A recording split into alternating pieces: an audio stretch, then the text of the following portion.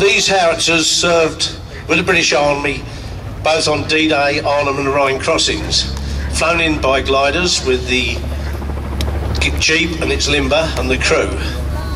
We represent the last gun left of F Troop, which served in the Arnhem pocket. These guns are howitzers. They change their range by changing the charge. Low elevation, big charge, you get distance. High elevation, small charge, shorter distance. You're lobbing the shells up over, especially the clock tower. The next practice, there's a little bit of speed to it, so I want a bit of encouragement for you guys, to my team.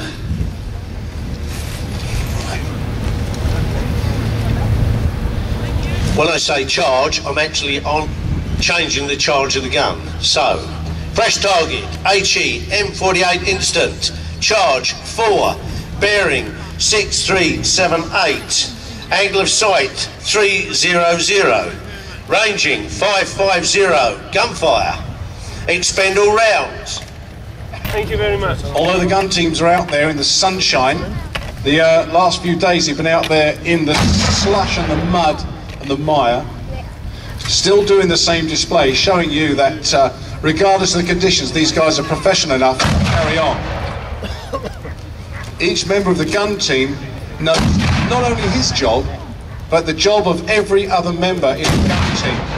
This was essential because if the gun team took a hit and one of their members was out of action, the others could carry on regardless. The gun team would not stop just because a couple of members were out of action. These Pack Howitzers were designed in World War I, were still used all the way through World War II.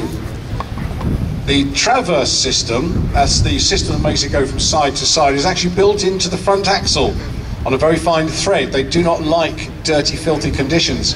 And after every display in the arena, that gun is completely stripped down and cleaned until it's like new.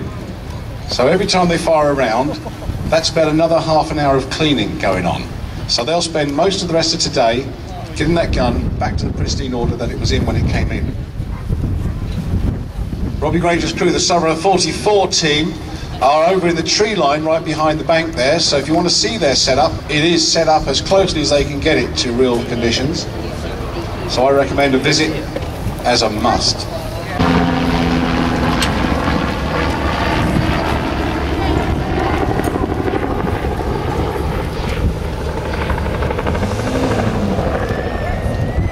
Now you can see the Jeep crew there.